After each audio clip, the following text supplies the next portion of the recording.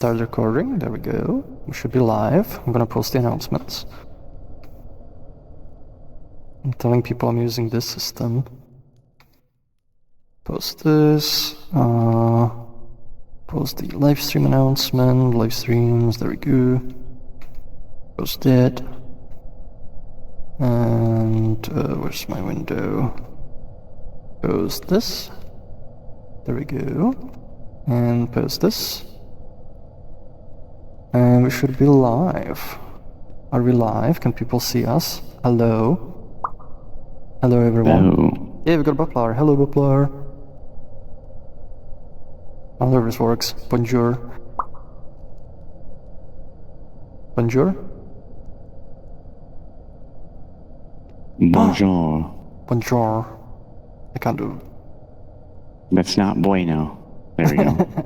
No wait, it got it. It got it for you. You did it right. Hello. Hello everyone. Can you hear us fine? Is everything sound fine?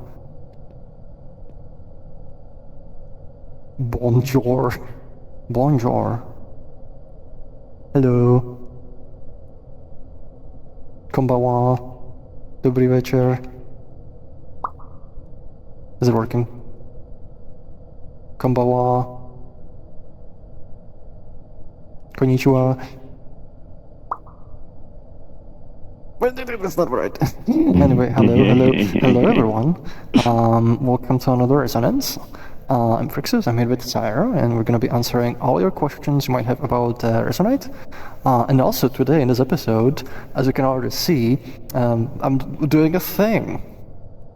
I've been working for like past few weeks, well not like the entirety of the week, but every Friday I've been working on a fun side project as part of my creative day, which is adding a system to do live captions in Resonite and live translations. And you can kind of see it's kind of working. The text is kind of clumping because this is just a debug visual, but it's working. So hello everyone, hello, oh my god, it's Cutie, hello Glitch, hello TomTam, also hello Mosupply and Buplar and BD underscore and two more Buplars. But yeah, like, so I'm running it now. It's actually running the software that's doing the text, not text to speech, speech to text. It's running on a separate laptop over network, so it's not taxing my system, and it's also like running a local like system for translation using the Libre Translate library or project. And I have it set up, so like if I speak anything other than English, or well, if anybody speaks anything other than English and it detects it correctly, it will translate it. And if anybody speaks English, it's gonna translate it into Czech, German, and Japanese, just to kind of like, you know, do a little like test how it kind of works and just have fun with it. I thought like it might be an interesting thing for a stream. I think unfortunately made it a little too small, so what we're gonna do is we're gonna do like more zoomed in view like this. Let me see how readable it is, because I don't know how it shows up on the stream. It should be like, if you maximize it, you should be able to read it, but I think I made the translations a little bit too small. It's gonna work better if it's like non-English, because then also there's only one translation into English, so například když já začnu mluvit česky, tak by to mělo překládat.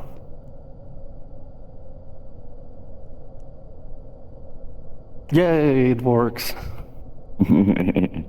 So we're like halfway to making the episode where like I do the entire Resonance in Czech and Sarah would do in Tokipona. The problem is it doesn't recognize Tokipona.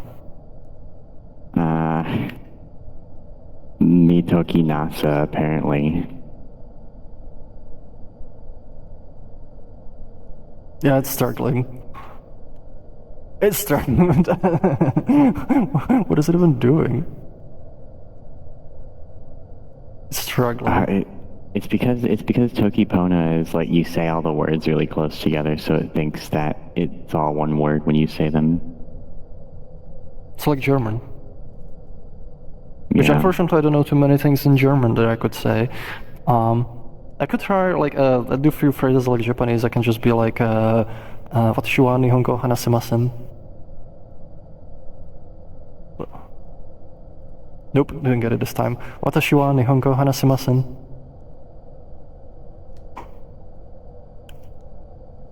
What? Watashi wa Nihongo hanasemasen.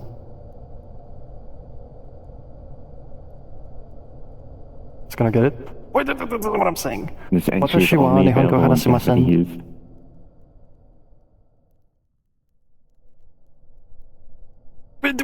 Amazing. It was literally working. It was literally working like right before the stream. Watashi wa Nihongo hanasemasen. We're making gunshot sounds. And I think it's Czech. Watashi wa Nihongo hanasemasen. Ohio gozaimasu. I did, that's the opposite of what I said. I hope. It's in the middle of nowhere. The Libre Translate library is like not too good for Japanese from what I heard, but I'm trying it anyways. Probably gonna add like more modules that are like better for translating different languages. For Czech and German, it seems to work like quite decently okay. But yeah, this is like really fun with this. Or I can just do like simpler one and go to like arigato gozaimasu. Arigato gozaimasu. Yay! Yay, did that one. Yes, I've been like hunting different like users that speak different languages and see like how it kind of handles them just out of curiosity. So because I can only do like Czech and then maybe a few phrases in some languages. But yeah, anyway, we're getting distracted. Hello everyone, welcome to Resonite. We're gonna be answering questions about Resonite and also messing with this thing.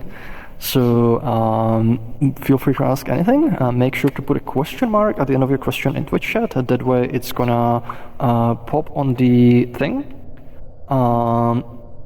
And we will see, we'll make sure like that we see the question.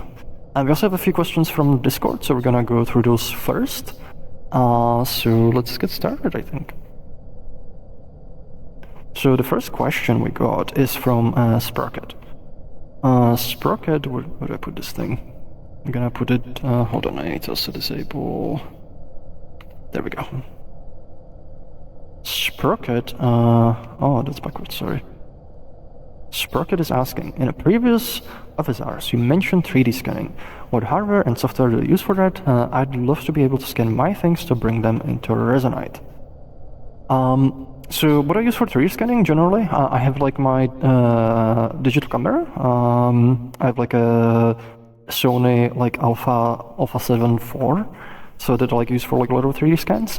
Sometimes like you can also just use my phone. So I just switch my phone to capture photos in RAW, and just take a bunch of photos like from lots of different angles, and then usually I process it. I use Microsoft Metashape for traditional like photogrammetry, like the bursting meshes, and then for Gaussian splats, I've been like using PostShot, but it's kind of become paid, so like I've been kind of like looking at other alternatives. One I've been kind of playing with is called Lichtfeld Studio, which works decently well, but I found like it produces worse quality results than PostShot, so now I'm kind of evaluating. But yeah, generally it shouldn't matter, like there's a bunch of like open and free alternatives if you want to explore those. Results should be like, common file formats, so you should be able to import all of them. I know like Sarah, I've been also playing with like one, like I don't know if you want to talk about those. Oh yeah, I've just been using good old CallMap to do my like camera alignment and like cloud generation. And then I've been trying out a couple different like open source splatting programs like OpenSplat and Brush. Very unfortunately, it seems like OpenSplat's Rock'em like support is like busted or something, or the instructions are just really not clear on how to make it work. And Brush crashes on AMD, so that's cool. Ooh. But I managed to train a couple on my old NVIDIA card, which works, but is a little unfortunate that I have to have a whole nother computer for it. And like so far it's working. The stuff I get out of Brush at least is pretty good quality, but it like absolutely explodes my other computer. Yeah, it's unless you like pay for one of the softwares, it's a little dire right now. Yeah, that kind of sucks. Like it is doable, to be sure. Like you can do it if you have the time and the patience, and also you're willing to lose all of your sanity. But yeah. The closest one, like for like not light fields. Why do I keep selling light fields? The closest one for Gaussian splats is like Lichtfeld Studio, which is like, it's open source, it's GPL. You only get precompiled binaries if you like throw $30 at them at least. But you could compile it yourself if you wanted to. Like it has a relatively like polished experience, relatively. It's not anywhere good as Pulse Shot, and also the quality is not as good as Pulse Shot. Like I literally like process the same data set, and Pulse Shot is noticeably sharper with more details. So I'm like, do I want to like, I think it's like 200 euros. Like, do I want to throw 200 euros at it? Yeah, I can say that Brush is giving me good results though. I trained a splat up to 20,000 iterations in Brush, and it seems to produce much better results than OpenSplat. Should give it a try. Your mileage may vary. Brush is a little bit weird. The UI is a little bit strange, and it has some strange quirks. I really, really wish, I'll save most of this anger for the Schnappet eventually, but man, I really wish people could make a good open source Splat program. Some of these things, it's difficult. It's like they didn't even try on the UI, man. Come on. I feel a lot of open source projects kind of suffer that issue. Yeah. But like, also, I have a small question. I don't mean to hold up the other questions for though. Yeah. Can I had a pot of coffee on before the Resonance started. Can I grab it real quick? Yes. Alright, be right back. I'll answer the next question without you. That is your punishment.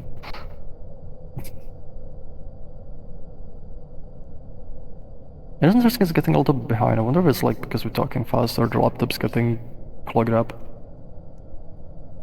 Anyways, let's see. Actually, hold on, I'm gonna... Let's see... Oh, actually I can answer this one like, without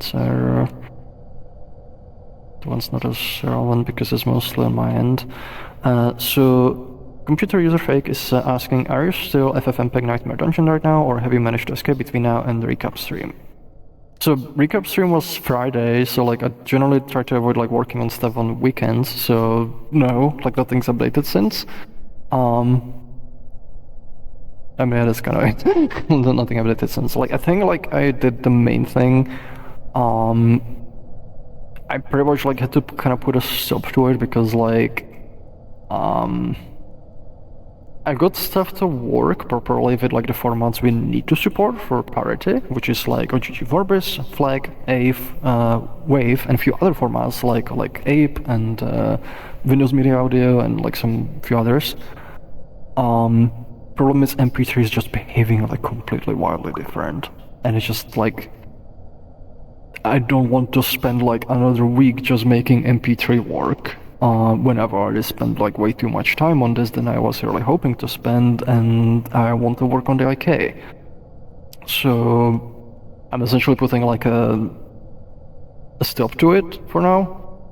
If anybody else wants to like look at it and like make sure like MP3 seeking works properly with this library, I would be very, very thankful. We would like, I would like, if you get it to work without like breaking the other formats, I would like happily merge that.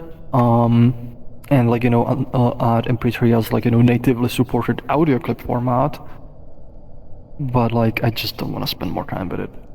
Like, it's already kind of been very, very painful. I now have coffee. Yeah.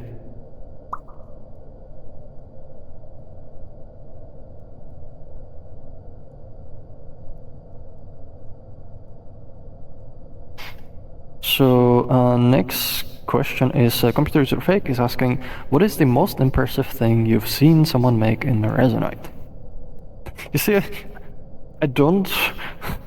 always like have trouble answering like, what is the most, something. questions, because like when you ask me what is the most impressive, then I'm like, my brain just goes, okay, now I need to list all the things I've seen in Resonite ever, and now I need to come up with some kind of ranking system to like figure out which one's more impressive than other, and then I need to figure out which one, and I can't really do that on a spot.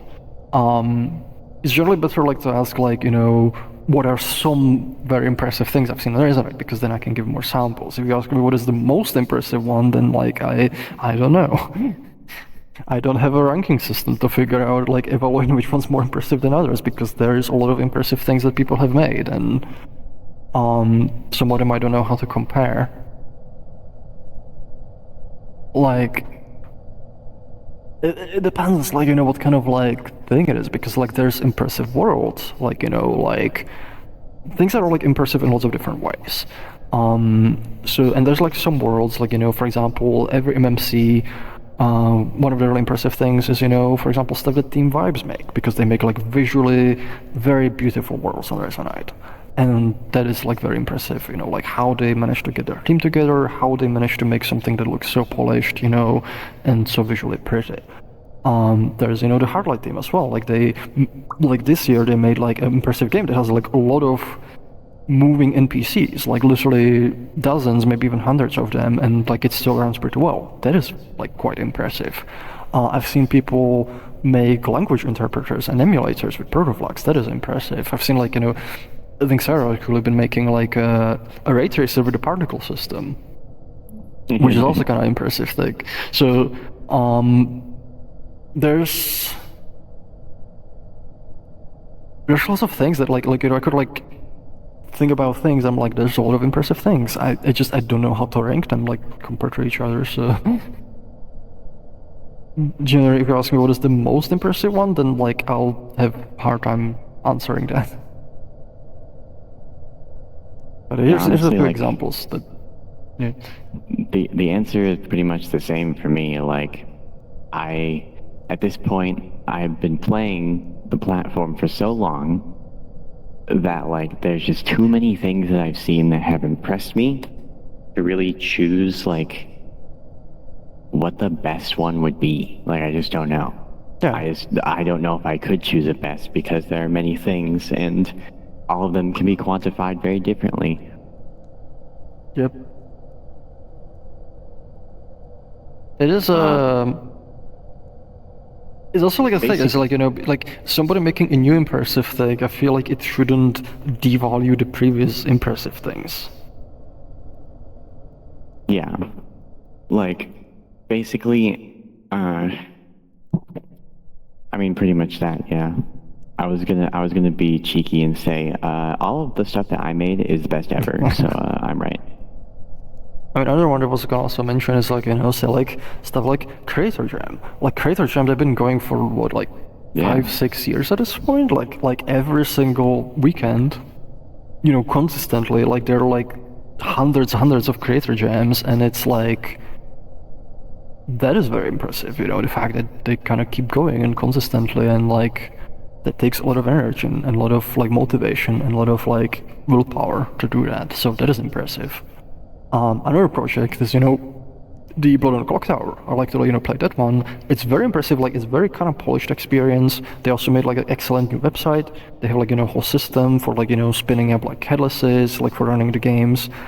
That is very impressive, you know, both like what they managed to build and how polished they make it, and also like, you know, the dedication they put into it, because they've also been running it, you know, for pretty much consistently multiple games a week. Sometimes like, you know, fewer, sometimes more, but usually there's at least one game a week, usually two at least. And they've been going at it for years at this point, so that's also very impressive. Like there's a lot of stuff. You know, there's like some cool videos, like, you know, some stuff like from Metaverse Academia, like they make like neat videos. Like, you know, like getting community together. Like there's so much stuff that like I find impressive that like I can't pick one. Yeah, there's just too many things. There are too many things in Resonite. It's done, it's over. It's too many things. We were stopping all the things and now. It's the end of things. Okay, so the last questions we got from Discord is Colin the Cat is asking, what's your opinion on integrating offline text-to-speech into game? Since currently all of DOs are using some online services and there are lightweight open source models available for most languages that run on any GPU locally, where the model itself could be an asset. Yeah, I think that could be cool. Like, I mean, that's kind of related, to this thing. And I feel like that actually might be another good thing, like another service to integrate, because the way this works is this is a separate project that Resonite communicates with, that provides currently 2 services. One is a transcription service where you push audio data into it and it gives you transcription back with a language indication. And a translation service where you give it a string, you tell what language is it in, you tell it what language you want it out, and it will translate it for you. So you could add another one where you push text and maybe some extra metadata, and you get an audio back. So yeah, that feels like it would kind of fit with this thing. I don't like with the model itself being an asset, because they can be kind of heavy. The one I'm using for this one. For the transcription, it's the Whisper turbo model, which does take quite a bit of GPU to run. And I've tried running it when I'm running it for multiple people on the same machine I'm running Resonite on, and I would be dying because I don't have that much VRAM. But running it on another machine, because I have another machine available, that makes it run pretty nicely. So I wouldn't want to necessarily integrator, because I don't know how much GPU actually those models use. That is something I would have to figure out. But making it so you can run it on another machine, that might be a better approach. Just make it part of the Babelite. But yeah, feel free to make a GitHub issue for it too. It might be interesting thing to integrate. So that's all the questions we got from Discord. So we're gonna start going through the Twitch ones. Which we have first one from BD underscore. This is gonna be interesting. BD underscore is asking, can your new transcription tech correctly transcribe Schnoppet?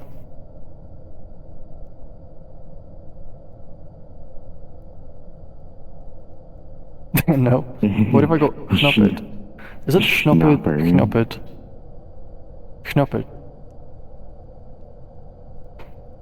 Schnoppet. Schnoppet.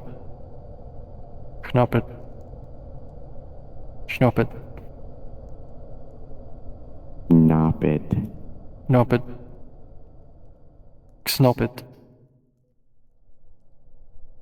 Knoppet. It cannot say schnoppet. Any combination of words can mean anything, like Schnoppet. Schnoppet. Snoppet. Okay. XNOPYT. Right.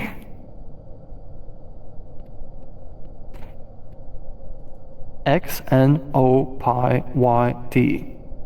You keep saying pi instead of p. Oh, P, it's P. Schnoppyt. XNOPYT.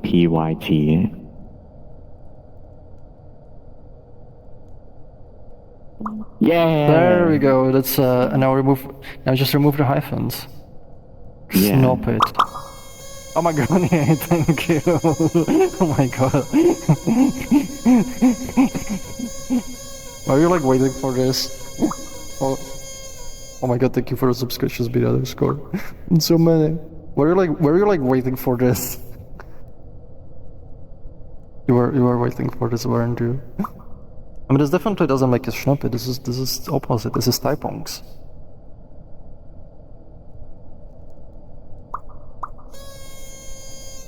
I wonder why it's getting kind of behind. I need to one optimization I need to make with it is right now the way the Resonite audio system works. Oh, thank you, Alminim, as well. One optimization I need to do is so it stops feeding it silence when you're actually speaking, because our audio system's not equipped for that, because it just will keep processing, and it is not optimal for this.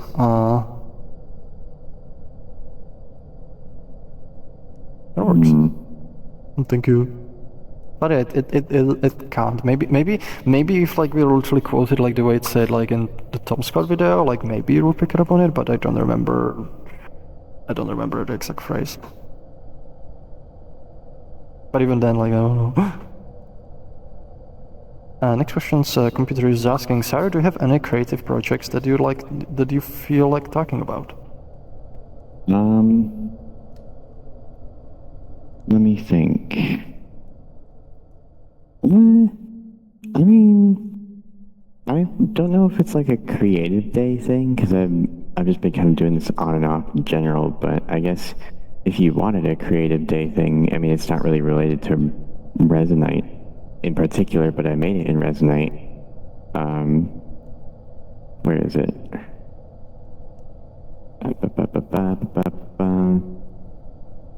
I made this thing, I guess. Oh. You'll recognize the shape immediately when I do this. Hold on. Don't need to take the camera. I made the camera look big because I wanted to see the text. There we go. What is this? I might have messed up a little bit. What does it do? No, I grabbed it and it messed up. Oh no. Here, let me see if I do it again.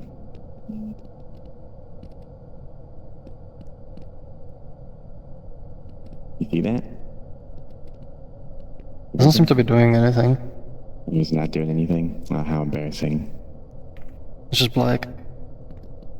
No. Do I need to click it? What if you press the call button? No. You don't see anything now? No. You don't see any Mandelbrot? No. Dang, that's embarrassing. Let me try one more time. Take 2, Electric Boogaloo. Alright. No, this is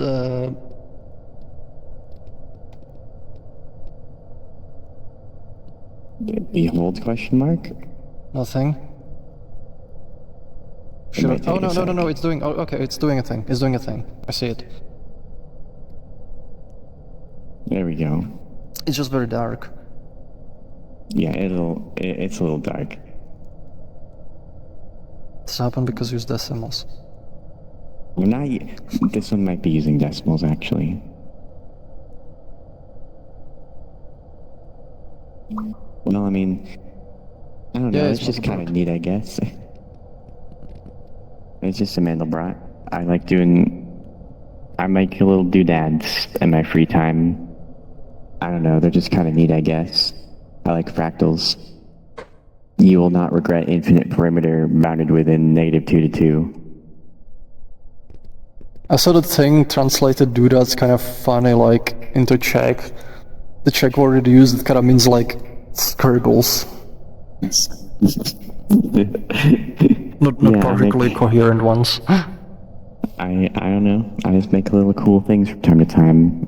Whether they're useful or not is whatever. I have an inkling and I make it.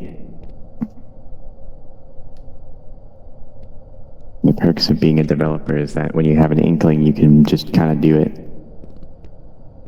Resonite is the platform of doodads. Yeah, I'll just put this in the background. This is the platform where you can make all the doodads.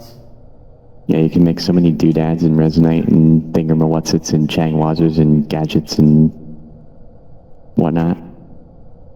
So there's multiple things. Resonite is a shitpost engine. It's also a doodad engine. Yeah, it's a thingamawhatsit engine. Hey, thank you, Bravo Jules. I wonder how it translates that.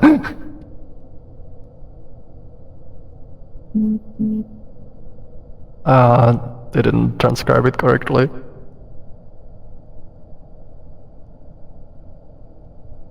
So you keep buzzing. I keep buzzing?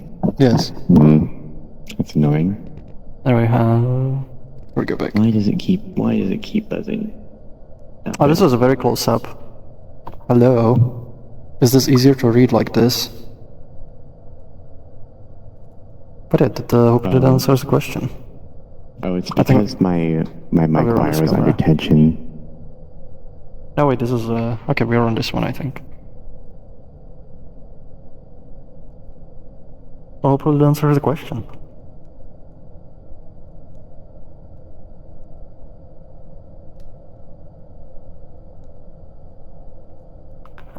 Next question is from Like Tomato. They're asking, hello, if you don't get the Steam Frame dev kit before release, how will you get one? If you are maybe planning to buy one, maybe.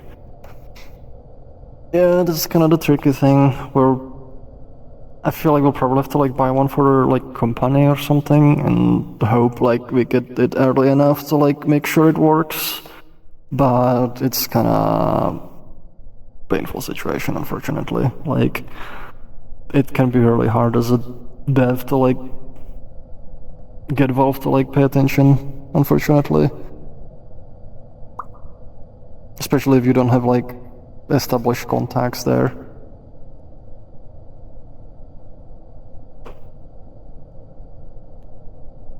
Actually, I'm forgetting which camera were we on.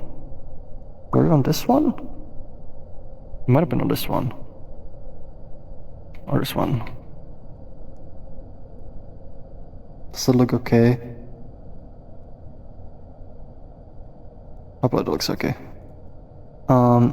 Next question is from Like Tomato.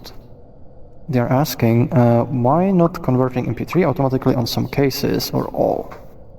There are kind of two reasons. One, it's additional work that needs to be put into it.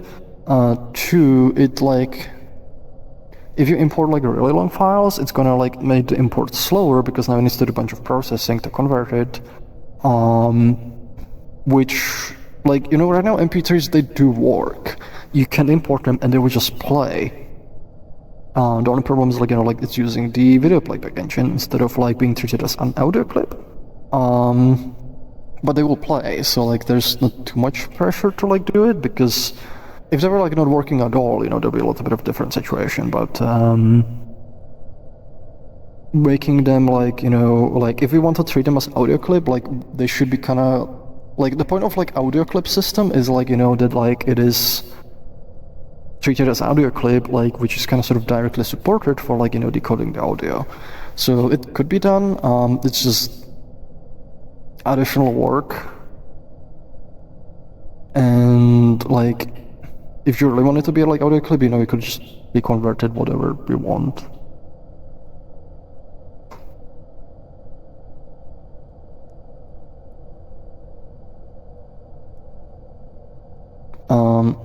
Next question is from Jack the Fox Otter. Jack is asking, you mentioned that you're potentially considering Prograflex collections to be worked on after IK. What will that include, and can you already talk a bit about how the implementation will likely look like? And it shouldn't be too different from like what we talked previously. Generally, there's going to be a set of nodes for working with just general collection types, like, you know, like lists and dictionaries and hash sets and stuff like that. So you can like, you know, add things to a collection, you know, index things for like, you know, ones that support it. And like remove things, you know, like just general like operations, and also enumerate over it. So having some sort of like, you know, for each and stuff.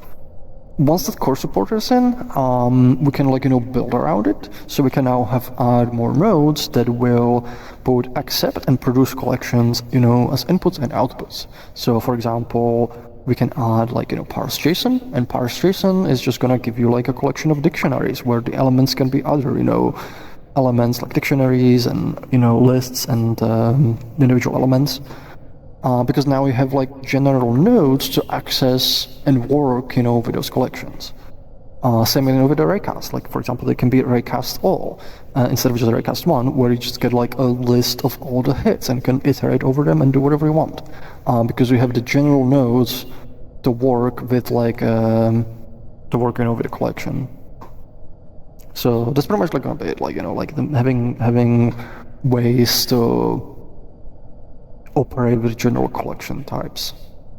And then, like, you know, once we have that, we can start adding more collection aware nodes, or nodes that kind of require collections as their input or output.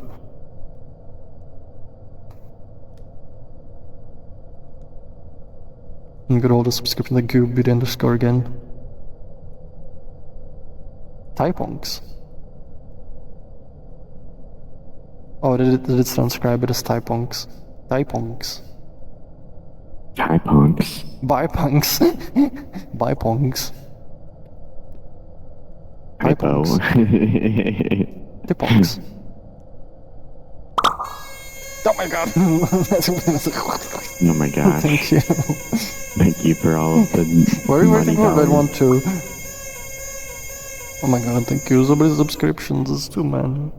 Wow, you got a sub, Froox, in the chat. Oh my god, guys, I'm not even in there.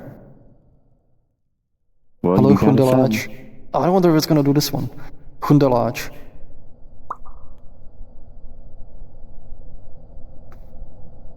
Oh, it's backed up.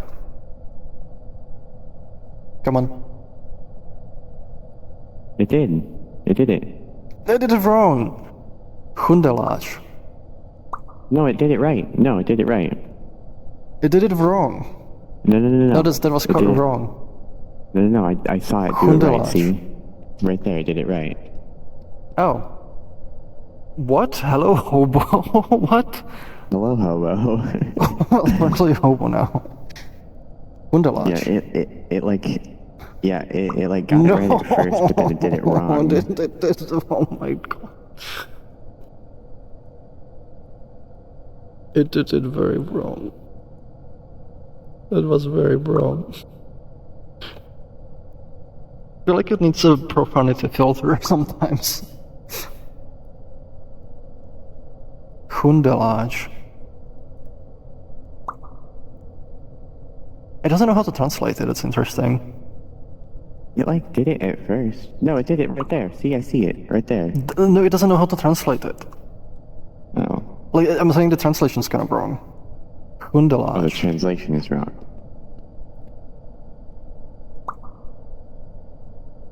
To je Hundelaj.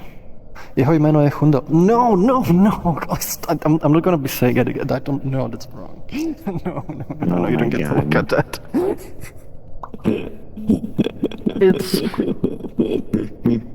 It's doing it very, very wrong. Why is it saying hobo? No, it's worse. I'm just gonna ignore that. This thing has been a mistake. I forget where the camera was.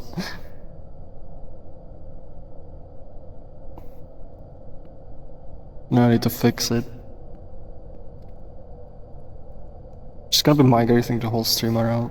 There we go. Yeah, I'm not gonna try again because it sometimes gets it very, very, very wrong.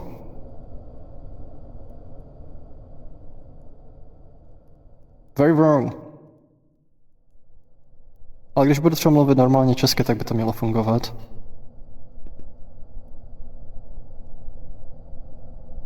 It does. Yay. It's actually funny because like before the stream, like I was like talking to Sarah and Cheg and he was able to tell what I'm saying. Sorry, Robert, rozumíš mi, když budu mluvit česky?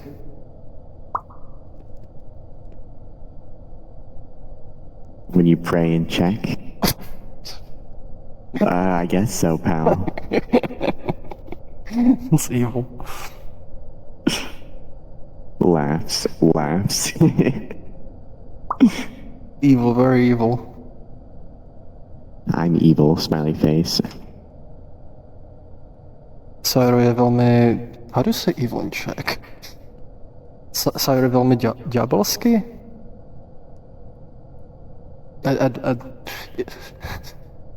You know, it's kind of fun because I don't actually speak Czech as much, like, nowadays. So, like, I sometimes have trouble, like, finding words in Czech, even though it's my native language.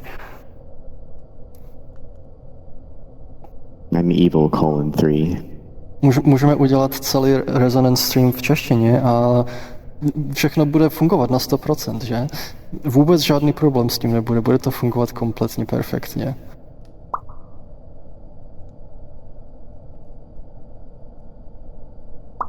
To překládá docela dobře.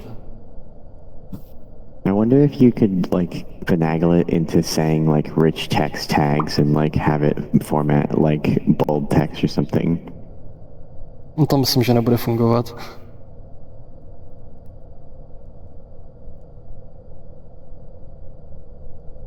I see. Ale vidíš, když mluvím česky, tak mi teď můžeš rozumět.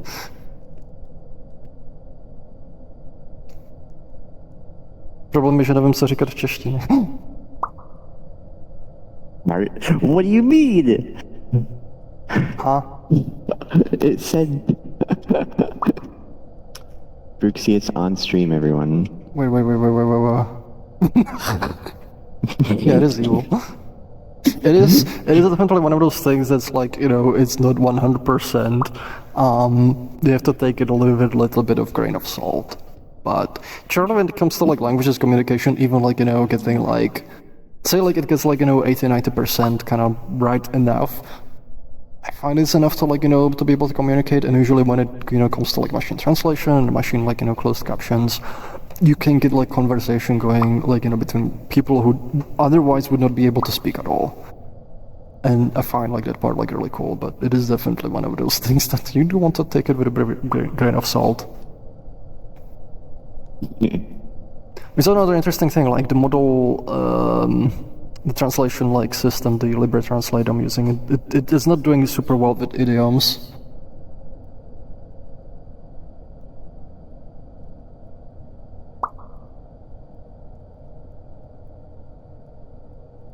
Oh yeah, like I'm saying, like language switching is tripping me up. Já mi to taky někdy bylo, když já třeba začnu mluvit anglicky s někým a najednou začnu mluvit česky, tak mi to přeskakuje.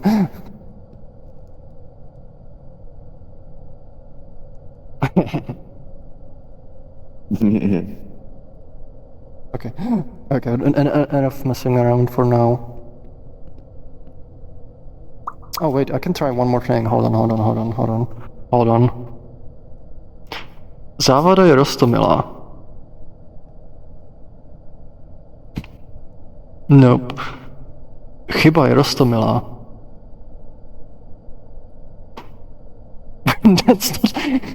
The translation is completely wrong. Oh, actually, I noticed it does like one thing really wrong too, like when it translates. Já teď budu mluvit česky.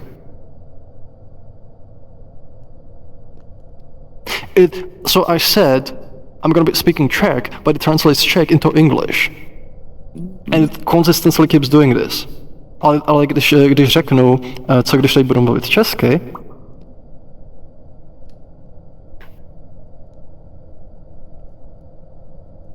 now it's correct. It's very funky. It's very, very funky. But yeah, we're having fun. I hope. And also cringe. A little bit. A little pain. Anyways, let's get back to the questions.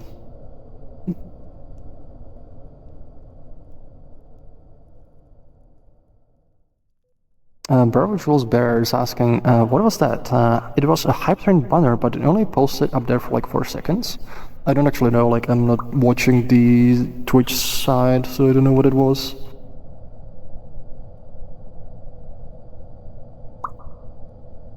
Zervax is asking, how stable is Bubblite, and can other people see your bubble or only you locally? So it's not stable yet. This is still very heavy in progress.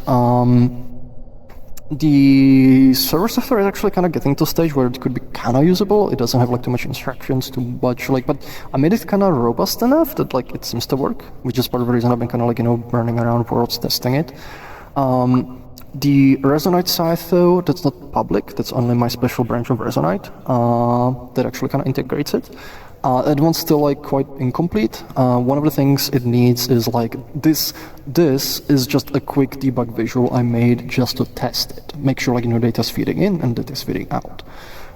What I will do is I will turn this into a data feed. So there's gonna be a data feed, then I'll probably like pester like Ryuvi to like make like official UI for it. So it's kind of nice, you know, something like Chatlock, another system where you can also like favorite your own version of it. So people can like, you can just, you know, make whatever UI you prefer. Like if you prefer like, you know, one that's like a chatbot next to the person, that works. If you prefer like, you know, subtitles that appear in front, that will also work. If you want like, you know, if you want something like this, that text floats up, because sometimes I find it also charming, you know, just kind of text appearing in the world. you'll be able to do that. Like, I want to make it very, very flexible. There's also systems I need to add, like self-transcription. I had like, some settings, because right now it just kind of auto connects to whatever it finds on network. But then I want to make that kind of configurable. Also, I need to make like some changes, because right now it only processes the 2 people that's closest, and they kind of hard-code it. So I need to like make it so it's actually configurable, and also so it kind of handles switching between people better, because like right now it'll like cut people off like mid-sentence and just kind of cancel the transcription. So I want to add a mode where it lets them like finish whatever they're saying before it switches to another person. And also like the optimization, so it's not feeding it silence. So there's like still a bunch of stuff I need to kind of do with it, but it is getting there. Like it's now in a stage where like originally I only had these like be local, so like only I would be able to see them, but then like we were like messing around with it. I was like constantly just taking screenshots of what people were saying, or like what I thought people were saying, and we were like having like fun with it. So it's what's the word? I made it like so it's no longer local and everybody can see it, and I've been going around sessions and terrorizing people with my closed captions and finding people who can speak different languages and asking them to talk in whatever languages they can speak and see how it handles it, or how it does not handle it.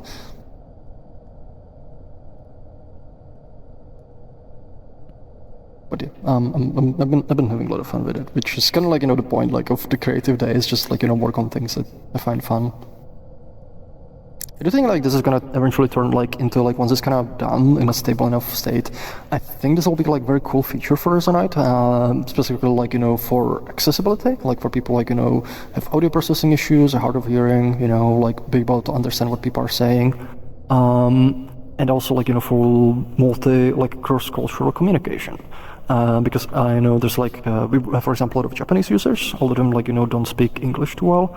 There's also like some other users like who don't speak English as well, and this kind of provides a way to communicate, even though like it's not 100%. It's still enough to like have a conversation back and forth. Which is actually the first thing that sort of inspired me, because Medera from Creator Jam, he uses a community-made system where it kind of does a transcription and translates it into Japanese and Korean, and he uses it to communicate with the Japanese community. And ever since like I've seen that system, I kind of wanted to make something like this built in, because I feel that's a very cool thing you can do with technology, kind of break the language barrier a bit and make it kind of feel like sort of futuristic, kind of cyberpunk, like you can communicate with people all over the way across the world. And I kind of wanted to make something like that. The problem is like I think they're using like online API services, which works because like for individuals, because you can just get one of their like free plans and stuff. But like once you want to use it as a company, like I was looking at the prices, and it would be something like $4 per an hour of audio, which you have like, say you have like people who spend like I don't know 6 hours and in Creator Jam like making stuff, and they keep talking most of the time. Say like they actually talk for like half of it, like that's 3 hours for one person. That's like what, $12 for one person for one day, and then multiply by number of people and number of days, and it would get very, very expensive. But this is literally it's completely self-hosted. Like the transcription and the translation, that's both listed running on my laptop, that's like over there, and like some of it, like I want to try like running some of it also like on my Raspberry Pi, and you can even like run multiple, like if you have multiple machines you can actually run multiple, and it's gonna like spread workload, or you can even like separate it, so like one does translation, one does like transcription. So like it's something that's gonna be like open, accessible to everyone. You can self-host it. I do feel like accessibility tools should not be like pay gated. Thank you Zulatek for the subscription. But yeah, I'm very excited for it. And I do feel like it's gonna be huge, like say even for example like for business use cases, because now like we're trying to get Resonite like for like virtual conferences and so on. Now you can have like meetings with people from different languages, and they can talk to each other, and have a system that's kind of, you know, nicely built in, that's, you know, translating and transcribing like what they speak, and that sort of like enhances, you know, like opens new possibilities for communication. So I think this could be pretty like big. And it's also good, like, you know, just even for general users, like, one of the things I love myself is, like, you know, understanding kind of different cultures, different languages, because they're almost like, you know, they view the world like in some like in a lot of ways, you know, the same, but also like in some ways like they have like different viewpoint, and it's kind of to learn that and understand that to sort of expand your horizons, and breaking some of the communication barriers like helps that. We're gonna start you doing pay per token. No.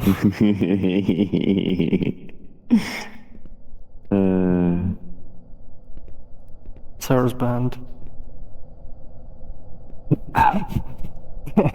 Oh no.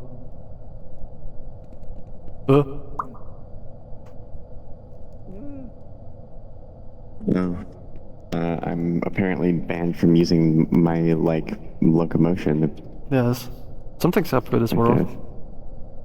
It does not like my Voices of the Void locomotion. Anyway, so this question's done. Let's go to the next one. BD underscores asking, do you have any thoughts about how you might someday add custom data structures to protoflags? It's kind of tricky because, like, it's one of those things you kind of need to have the data structure definition somewhere, and it's like, you know, how do we represent that?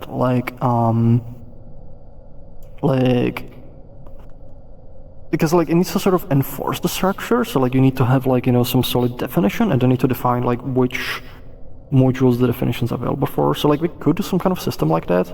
It's also gonna be a difference whether you want to talk about it as a class or a struct, you know. Because for structs, like, it would probably make more sense if protoflags became more compiled language.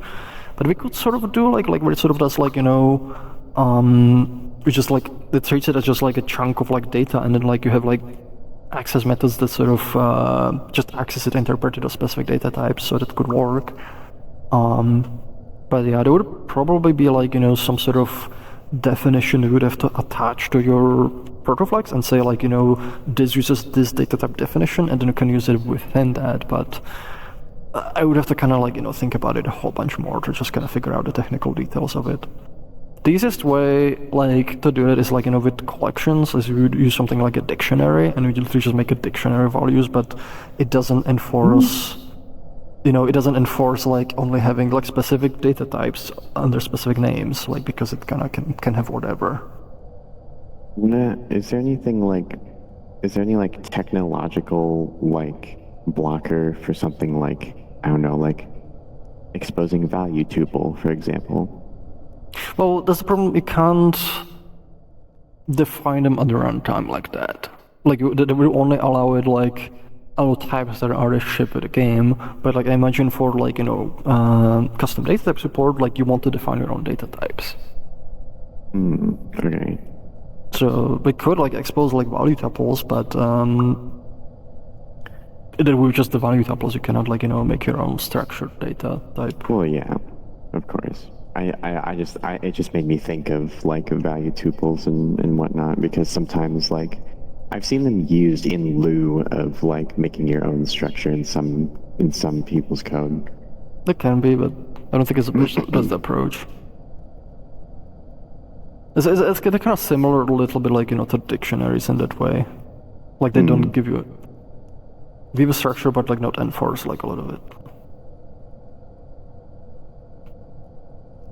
I think you're gonna be the underscore. World Theory 2013 is asking, did you say to type anx? I don't know what it is. To type anx. Type anx. Oh yeah, the type anx. That's like the opposite. Type anx is opposite of a schnoppet.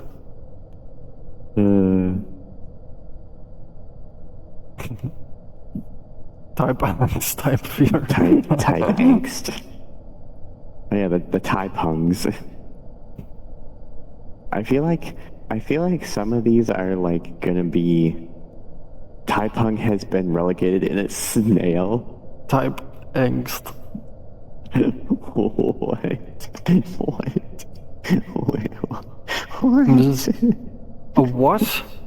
That's not even. What is this? Type of what? That's not even Czech. There's actually another fun thing. So we were kind of like messing with it, and like it seems for like auto-detecting the language, it relies heavily on accent. Like I ask Jack, and he's German. I asked him to like say something in Japanese. I ask him just be like say something simple. Just be like arigato gozaimasu, and he would say it, and it would spell it like in Latin, and it would say it's German. And it was doing it like super consistently to him. Wow. And then he would like say something like sushi, and every time he said it, it would be a different language. Like it would be in French, it would be in German, it would be like in Russian. He actually spelled it in Russian and translated as sushi. For some reason, it's kind of behind. I do wonder. That's one thing I need to figure out. Like, why is it like falling behind like that? I think it might be because I'm feeding it the silence and it's kind of doing a bunch of dummy processing. I wonder if I can make it https://www.resonite.com.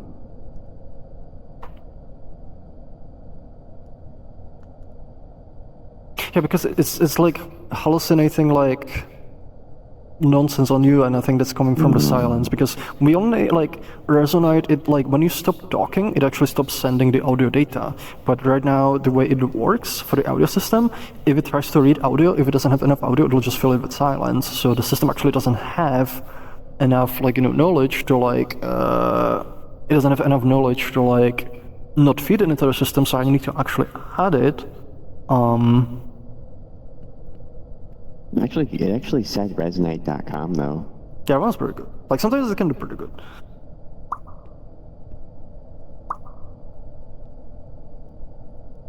Actually said it again. Huh. Neat. Where the data set? Sorry, go ahead. Anyway, next question we got is from computer user. Hopefully this is a readable. Actually, I can put it here. There we go. This works. Computer user is asking, how does Resonite send the data for particle rendering to Unity? I looked at it in the render log, surprisingly nobody at all. Turns out rendering a million particles takes a long time, 24 milliseconds. I've been theory crafting a little bit on any potential ways to get my immediately unrealistic dream of 1000k real-time particles to not murder my frames, and wanted to know a little about how the rendering actually happens for the particles. So here's the cool thing, you can look. The render is open source now. So just like, actually, the best way to check our announcement on Discord, there's a bunch of links for the render. Both the Unity side and the Resonite side are fully open source. You can look at the source code, you can look at, how it works. Pretty much the gist of it is like, whenever Resonite finishes like a simulation, it sends Unity like a message, and it's like, okay, here's a shared memory buffer that represents the particle state. That's like, positions, colors, orientations, and whatnot. And then on the Unity side, it translates the data and feeds it into like the particle system render, and then like Unity handles like rendering on its end. So a lot of it kind of happens, like you just kind of profile it, but like actually like was originally kind of thinking we might implement our own like rendering system for it, do something like compute shaders, so we can generate like the mesh data like super fast, because whenever Unity renders a particle system, it actually has to generate geometry that's specific for the particle camera, and it also like needs to do a whole bunch of like extra work on it, like figuring out, are these like, is it using materials that are instant? Is it like billboard? Is it mesh particles? Can it use instancing for mesh particles and so on? And we kind of didn't want to deal with all that complexity for the system, so I just kind of left it at this. Especially because we want to switch away from Unity. So,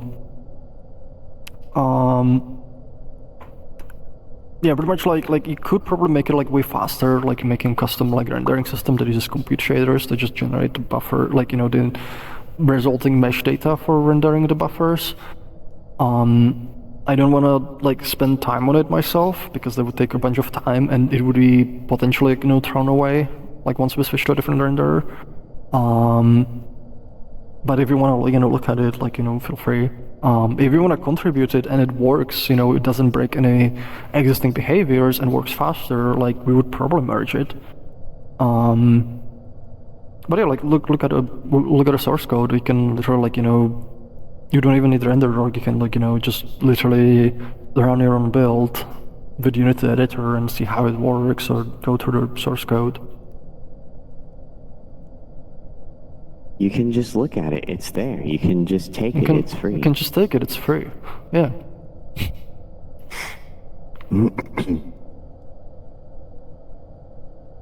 It's actually cool. Like it didn't used to be like, you know, we could just tell people like, oh, just go look at the source. But for some things now we can.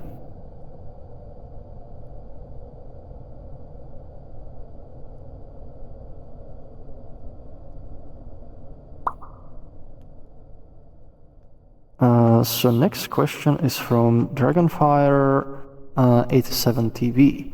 As a new player, learning flags is daunting, but not as bad as I once thought. What is work being done on thoughts make proper tutorial system introduction to flags for new people? So that one's definitely kind of tricky, because like you essentially learning a programming language, and it kind of depends, you know, how much background people have in programming languages, because like, you know, it's different to learn a programming language if you already kind of know general programming patterns, like, you know how to construct algorithms, you know what loops are, you know what variables are, and so on, versus if you're learning those concepts from scratch. And I don't think we necessarily have, like, you know, resources to like teach all of programming completely from scratch, but like it can sort of be combined, and then, like, you know, not go over some of the more advanced stuff. There's a bunch of like community tutorials, so we would definitely want to collate some of those into like one place. We don't have like specific plan for making, like, you know, complete tutorial for protoflags. So we would most likely just kind of point towards, like, you know, ones that are made by the community. There's like a bunch of like video tutorials, a bunch of examples. There's some worlds. There's actually been a cool world this year's MMC, which it essentially would teach you how to make a working clock with protoflags. Let me actually see if I can find it for you. Oh no, click the thing, there we go. Let me see. I forget the name of it. I know it was in the ESD category. Let's see. Not this one. Clockworks. So search a world Clockworks by Jackal Girl. I'm gonna make sure it's visible on the camera so you can like read the text. So check out that world. That one should be pretty good for teaching, you know, like basics of protoflags and some basics of building on Resonite. But yeah, generally we'll probably want to collate a lot of the like community like materials as well. We want to like make some simple ones, just kind of teaching some basics. I would kind of like, actually, one thing I would like to do is sort of like follow the Unreal Engine, like where there's like the sample world where like you just have like these examples of like, you know, this is how you add two numbers, this is how you drive this is how you use this thing, and it's just kind of examples, and it gives people some basic idea. But like, it depends, you know, like doing that like very extensively, that might require a lot of time, and we might not be able to like invest that much time like teaching, like, you know, essentially building like a complete programming course for protoflags. But usually we find like if you teach people the basics, usually people start kind of picking up on the rest. And one of the cool ways also people like to learn on here is like taking apart things, you know, that other people have built. And you can witness the horrors of other people's spaghetti. Yes.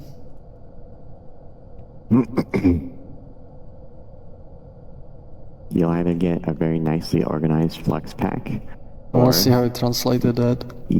You'll get a you'll get a horrifying abomination of Alfredo without any Alfredo sauce, and that will haunt you until the day you die.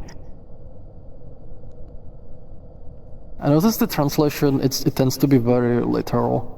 I can't like, you know, gauge the German or Japanese one, but the Czech one sometimes is very literal how it translates things. But it's kind of expected. Like it's a traditional machine translation like mechanism. Yeah. Cervax Vera is asking,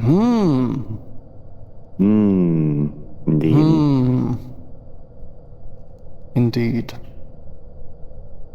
Indeed. Why does it think it was irrational?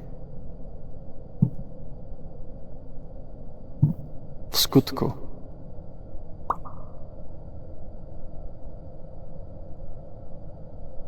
Huh? A D. That's close enough. Oh no, here we go. Computers using asking, schnopp it. So, Sarah, you were saying about open source projects? So, I am very thankful to all of the people out there who have either contributed or maybe have even made these open source Gaussian spotting programs. They're very cool. However, can you please provide binaries and maybe not expect all of your users to compile them all the time with like a bunch of like 50 gigabyte Docker images and whatnot? And I don't know, maybe give them like a little bit of GUI. There's this nifty library called IMGUI. It doesn't have to be pretty, it just has to work. Like, some of these programs are really cool. And when they work, they're great. But half of them, you can't even compile because it doesn't work. Like, the instructions don't work. You follow them to the letter and they're either like outdated or they just don't, like, they just flat out don't work because like you need to go dig through the issues and find the magic one-liner string that fixes all your problems or something. Like, I get that like making these libraries is hard, guys, but like, can you maybe make a thing that like works out of the box? Holy crap. Like I know it, like I want to make it very clear as a developer. I know how hard it is to make a program that's nice and works. But if you're gonna make a program and you're gonna say that it's easy to use and does all these amazing things, maybe it should actually be easy to use and do all the amazing things and actually compile out of the box. Come on, guys, how hard is it? It cannot be that hard to make a program with a very simple GUI that does what it says on the tin and does it well. Like, ooh, this is a solved problem. Sorry. Wow. There was so much schnoppit that I don't have a schnoppit. Yeah, no, that's my schnoppit. I can piggyback off this a little bit. Is like, I usually like, I feel like a lot of open source projects, they tend to be very programmery. And there's like few things you can do, like, to make things like much simpler to kind of get started. Because I usually find that the hardest part, of like working with projects is like getting your foot in the door. Like, getting that first kind of step in where like, because when you start, like, you literally have no idea how to do anything. And the hardest part is going from not knowing how to do anything at all to like doing something. Because once you know how to do something, how you get at least something basic to work, you can start iterating and you can start expanding your knowledge. You can start experimenting. You get into that like loop. But so many times it's like I don't even know where to start. Like how do I compile this? How do I make this run? How do I like get it to do the thing? And it can be like really, really hard. And for my own thing that like I usually do, oh my god, thank you Elamino for the subscription. For things that I do, like I try to like think about that as much as I can. And sometimes like we just don't have time to like implement all the nice things, and it just kind of stays in this like ugly programmer state where it's just kind of like the analog language would be like like you have like all the internals kind of exposed, and you kind of have to go there and wire it yourself to make it work. And sometimes you don't have time to like put on like nice case and make like nice user buttons for it. But there's like little things I feel you can do that like can go a long way. And I'm sure we're gonna like hijack this for like this thing. One of the things I'm making with this is I want to make setting up this with Resonite as simple as possible. So there's like there's like a config file, but I want to make it like where there's like going to be like a command line where you just say like initialize just the defaults, like don't let like the recommended model for like the like speech to text download like this thing, and it's gonna try to do as much as it can for you, just so it kind of works out of the box. And then also for connecting to Resonite, I'm actually making it sort of auto discovery mechanism, because you can just make it like you're on the server, then you figure out which port, which like you like a IP address you run it on, you go to Resonite, you type that in and stuff. But the way I like to make it is like have it auto detect as much as it can. So the server, it actually announces itself on local network, and Resonite right now I don't even have UI for it. It just finds whichever one's running on the network and just connects to it immediately, and it just kind of works. I don't have to like worry about configuration. So stuff like that can help make things friendlier, because it's less stuff you need to figure out. You run it. Once it runs on the network, you're kind of set. The similar philosophy is like with VR hardware, because like people, for example, want to run different like face tracking software and different eye tracking software, and some of it you have to like run additional applications and configure them and do stuff. I like to make device drivers be like automatically detect you have the hardware on and just work out of the box. Like like with eye tracking, it's just you don't need to run extra things. Like Resonate kind of takes care of the rest, and that's the philosophy I try to follow as much as I can with things. And not in every case I can, but like I try to do this as much as possible and think about it. And I feel like a lot of open projects would. Oh my god, thank you, man. That's got so many. Thank you. Just thinking all the subscriptions will need to be something else again. We've never even figured it out. But yeah, can also better. Yeah, like. I feel a lot of open source projects will kind of like benefit, from that thinking. And actually, it's a good example. Thank you, for a good example is for like Blender, because like Blender, I remember very early versions, like the UI was bad. Like it was like really bad. It was very esoteric. And also I remember like part of it was kind of the community, because the community, like I've seen like people come to the community and be like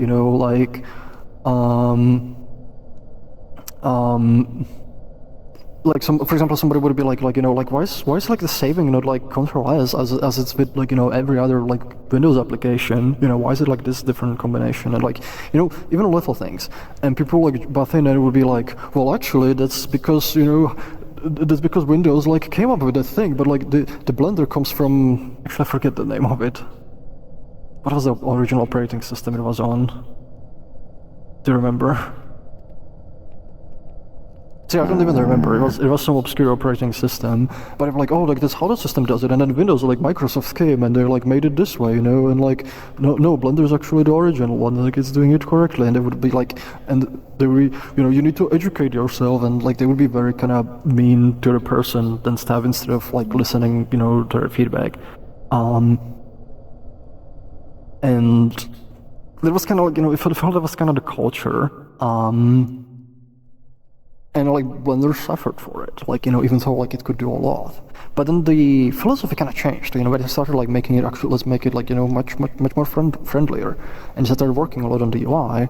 And I would say like nowadays Blender's way easier to use, and it's also more proliferated. So it's like the change in attitude like helped a lot, like help it spread, and a lot more people are using Blender nowadays than they used to be. So it can definitely help like get those projects more attention and get them like used more, because like oftentimes the experience can be kind of rough. Yeah, there were people like who were like gatekeeping like the undo functionality way back when in Blender. They were like, oh, real artists shouldn't have to like undo blah blah blah. Jeez. And it's like, what are you even talking about? Every other program has an undo. Like, just because Blender didn't have it at that point doesn't mean that it's not required. Yeah. And also, like, just as a tangential like schnoppet to my schnoppet, if you on your repos, you're an open source software developer. On your repos, if on more than 50% of your issues, you're like, oh, we would welcome a PR to help. Thank you. Thank you. We welcome a PR to help fix this issue you're having. What? You're the repo owner. You can't just say that on every issue. I mean, Every you can. single one. You can, but like. I mean, I feel that one part is like fair. Like you can like be like, okay, we don't have enough time to like maintain it. We need like help from Yeah, people. okay. I guess, but like even so, like when every single issue, it's like. You one probably or like two of want them, to do man, like a come bit on. at least, yeah.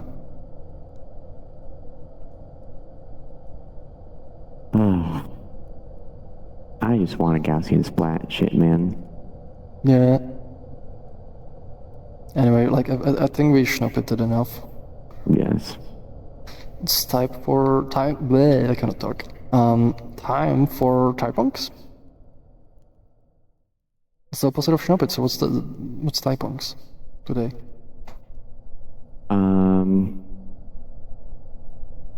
I'm too angry about Gaussian splat. Well, I'm too angry about Gaussian splats to think of any real typunks. So I'll just say, my typunks for today is Colin because he's cute.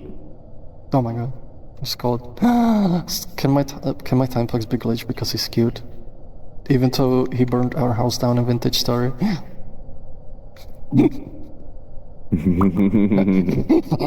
I was wondering if he was gonna scream. Yeah, because you're cute. Yeah, also, if you didn't hear that, Colin, you're cute too, so smile.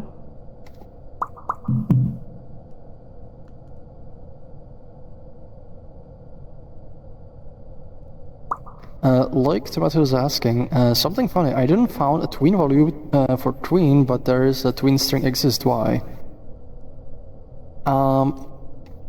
So that actually comes from like our system for like values being sort of generic, where there's essentially some functions that are defined for some types just sort of for completeness, and that's like so you can kind of feed those systems, like when you have a bunch of like systems that are kind of like like using those like within other stuff and so on. It's sort of defined just so it doesn't need like a bunch of special conditions for specific types. The lerping strings isn't really the thing you can do because they're like numeric values, or you can treat them as numeric values and you can lerp those, but that's not gonna really, it's gonna produce garbage strings. But it's mostly like done like where it's like, okay, if it's like 0 to 0.5 is the original string, 0.5 to the end is the original string, and it sort of roughly behaves. It actually kind of behaves similar to like lerping booleans as well, where like you only have two states.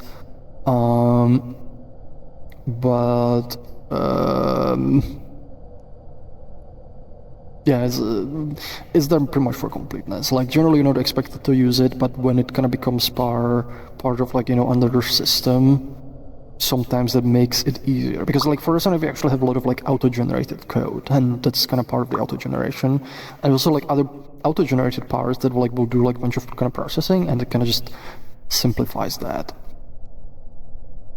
Where's my string lerp, Froox? I technically made one. I made one in Protoflags that like treats a string as a numeric value and then like lerps that, and it just produces garbage strings. Just to show it. Technically it can be done, but there's not really a practical reason why would you want to do it. So we're kind of separating a bit. There we go. So the camera's not too far. There we go.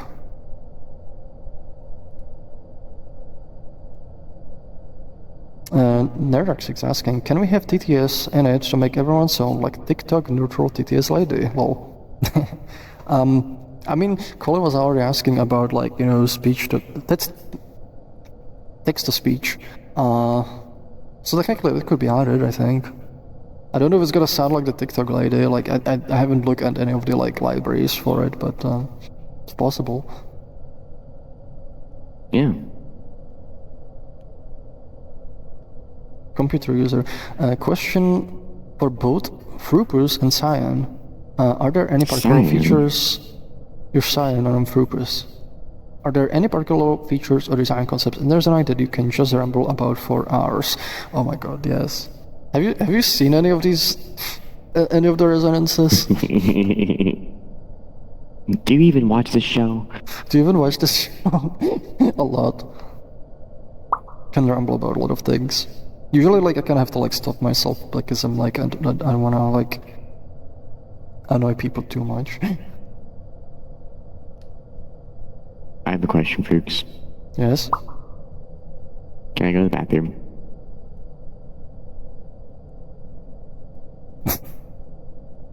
Ano, můžeš. Thank you. A teď to bude navždy na streamu a v textu. Lyrics. Wow, and the lyrics forever. Awesome. I'll think about that. It's gonna be a song about Sarah going to the bathroom. It better be. I like how it said going to battle and it corrected to bathroom. Potion seller, I'm going to bathroom and I need your strongest potions.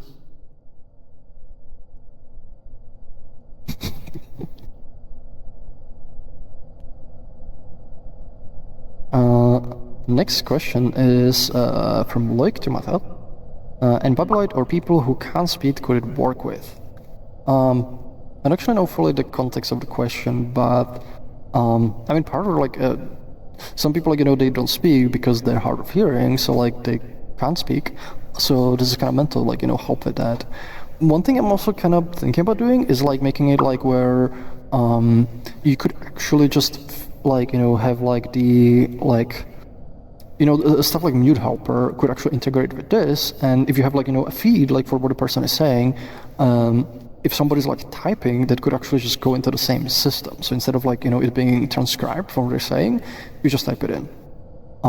So it could like integrate well, use the same UI, you know, make just generally improve the accessibility like options. Because if you think about it, like, you know, the system can be split into multiple parts.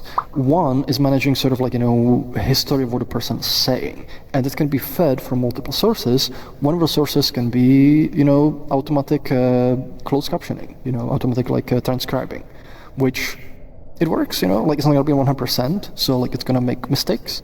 But if somebody's not able to speak or they don't want to speak, they could type it in, and it feeds into the same UI. And we can have like, you know, a little indicator that shows, you know, this is transcribed, you know, this is like closed captions versus this is actually like typed by the person. So yeah, I think it could like work well with the system, and that's actually one of the considerations I had for it.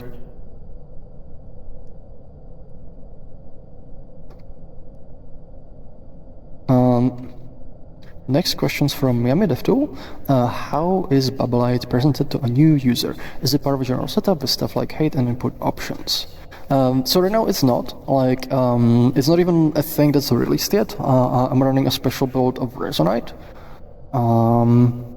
So, like, you're not able to use it yet. Once it kind of gets released, it's also not going to be a thing that's just going to be like, you know, part of initial startup. You will need to set up like a Babylite server that's like, you know, handling all the processing. So you need to like download the thing, install it, like, you know, run it either on the same computer if you have powerful enough hardware, or run it on another computer on a network, or even multiple other computers on your network.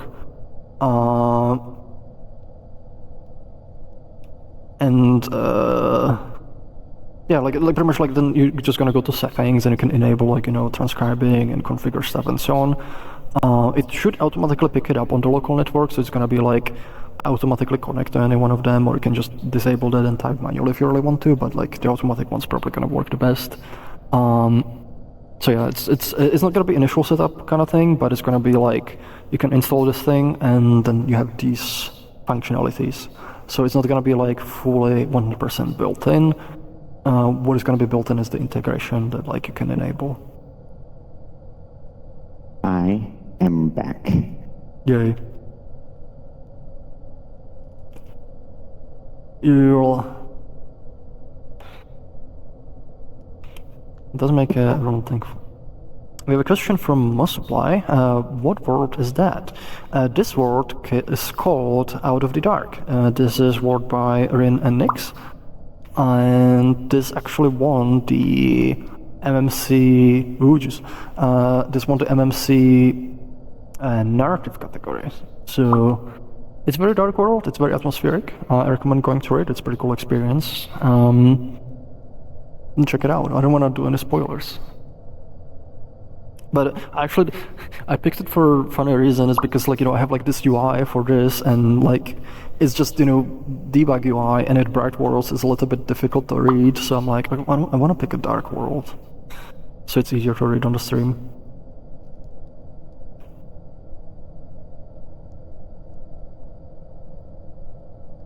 BD underscore is asking, are you planning on anything to market to Rec Room users now that service is shutting down? Yes, I would have to check with our marketing team to like on how much we can talk about. We are talking to some groups, and essentially I don't know if I can say anything more beyond that. One of the things we're kind of considering is like, with the Unity SDK, make it so you could kind of make it easier to import like stuff on here. So maybe something around the area. I don't have like any specific plans. I might just make like an issue and see like if somebody's like willing to help contribute with that. But the marketing team is working on some things. I do recommend going to their office hours, which are on Monday. They might be able to tell you more. I don't want to say too much. Don't spoil the Darth Vader part. What? Oh, sorry, I didn't mean to say that. What did Darth Vader... Darth Vader. Darth Vader dies at the end.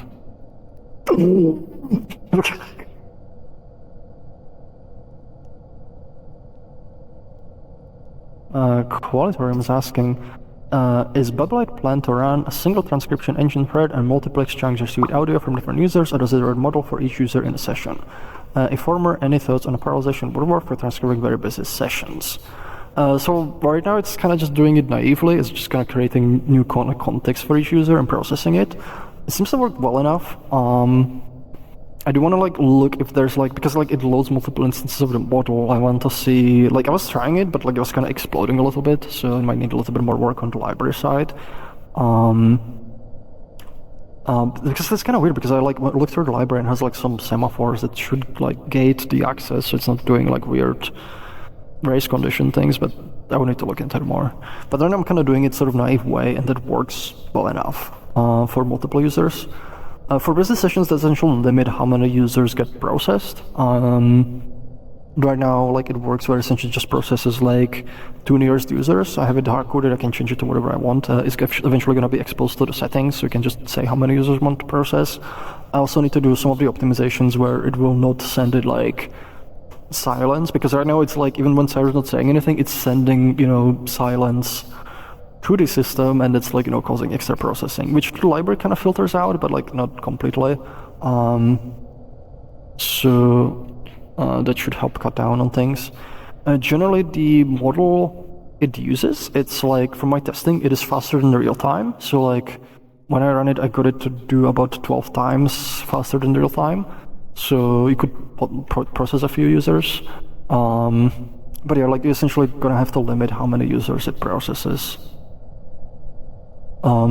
Or like you just, if you have crap ton of machines, on your network, like just install a bunch of them and then you can process like, tons of users.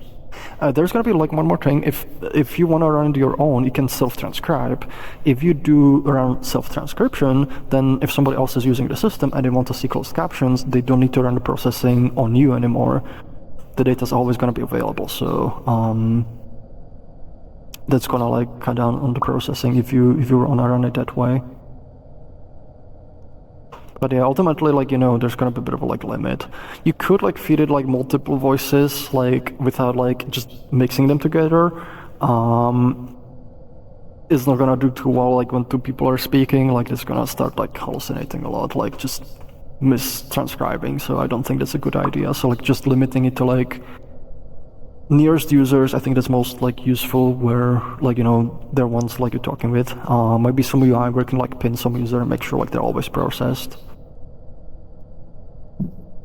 We just train a model that can inherently understand when like 20 people are talking at once, right? I don't think we have the resources for that. I mean, if it happens, like, that'd be cool.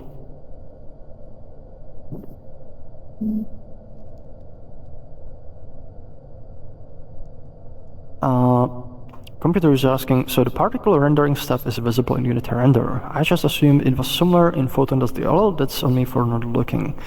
So Photon.dll, DLL, that's like the simulation part. So it's like, you know, computing all the particle positions, behaviors, interactions, you know, stuff and that.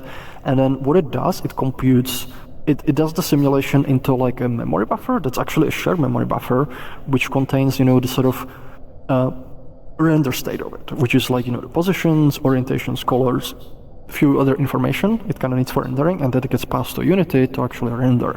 So Photon.dst DLL is not responsible for the actual rendering. It's just kind of like, you know, the simulation producing the final state of the particles.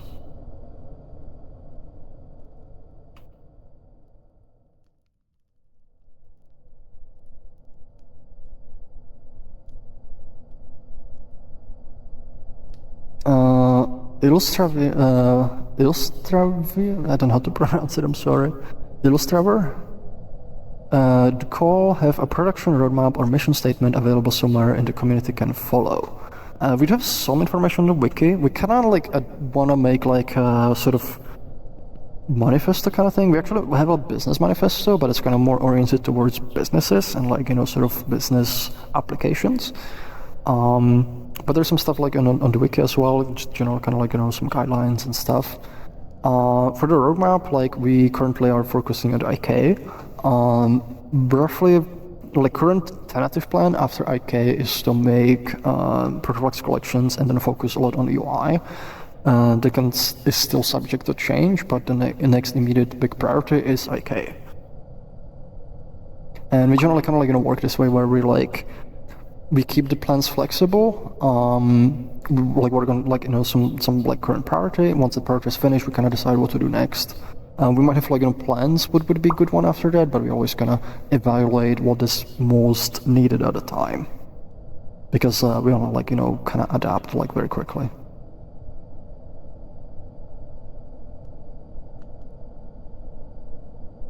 Zeravax VR is asking, we are discussing a Discord bot that anyone can add either server or their Discord account, and I have a few questions. One, would it be allowed as a name, Resonite community bot or Resonite bot, because there's the branding for community projects, because trademarks. Two, what program language seems to be in best idea? We're landing on either Discord.js or something that's censored. Three, would it ever be an option to be a low permission bot on the actual Discord, I think for wiki page? So the first question, I would probably say like Discord bot. Like I generally would discourage people from using the entire word Resonite, because, you know, that will have trademark issue and then might seem official. So the main stipulation is it shouldn't be mistaken for official thing. So probably do like, you know, Disconnect, avoid using the word Resonite, unless it's very clear it's like non-official. Or you can do like, you know, res or like shorten it, and still make sure it's not gonna be mistaken for an official thing. For the two, like, I mean, I'm kind of biased, I would say C#, but best programming language is, you know, like one that you're most familiar with, and that best suits your project. So that's gonna depend, you know, on a lot of factors. And three, with the option, it depends. I don't know like what exactly would do. We would definitely want to like look at the code, make sure like, you know, like if it was closed source, then like probably not. If it's like open source, then maybe we could adopt it. But I don't want to like give like a hard like, you know, yes on that at this point. We would need to like, you know, look at it and evaluate it and stuff.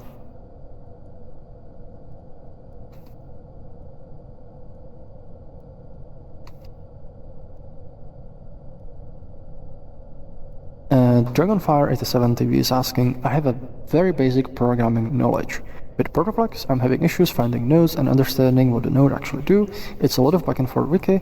Is there plan or work being done to make finding nodes easier and in brief description? Yes, eventually we would want to integrate like full in-game, so it's like very easy to find that information. So eventually it's gonna be in-game. Right now you have to kind of go to the wiki. We usually recommend people like using the desktop tab because it makes like, you know, even if you're in VR, you can kind of interact with your desktop. And it makes things a bit easier, but long term we would want it to have integrated in-game.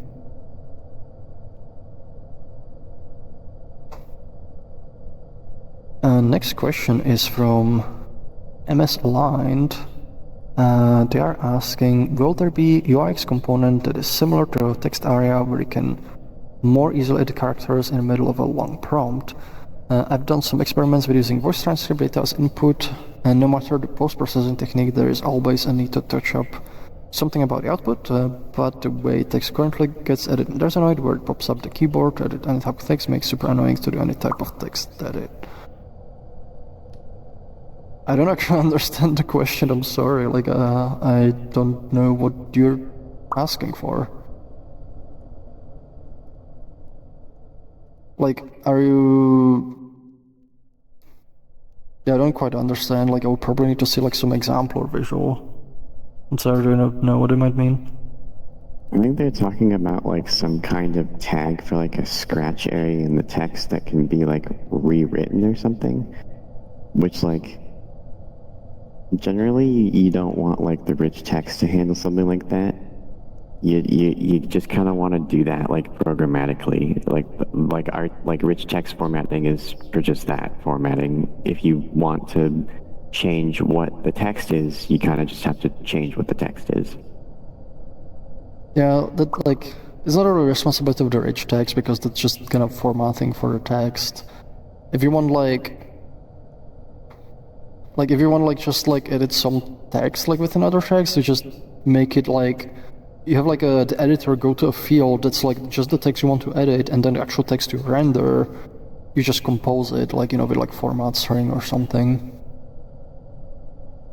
But like rich text is like it doesn't like it kind of happens too late in the process because that's done like when it renders the text, so it's not really its responsibility to render it, but it would kind of help understand like your use case a bit more, because right now like I'm not quite understanding like what do you need or what kind of problem you're trying to solve with it.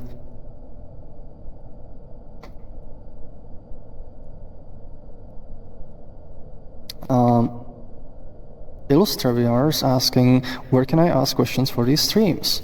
Here, you're doing it right now. We're in the Discord before these actually start. Because Froox will make like a thread that you can use to post questions in before the next resonance, and then we'll answer them on the next one. Yes, that also works. Like if you can't attend the stream, go on our Discord. We have a bunch of like channels for like in advance questions, and then you can watch the recordings. Oh my god, so many.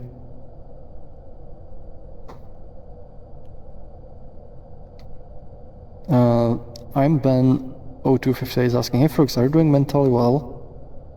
It's FMPEG. Yeah, it's one of the things.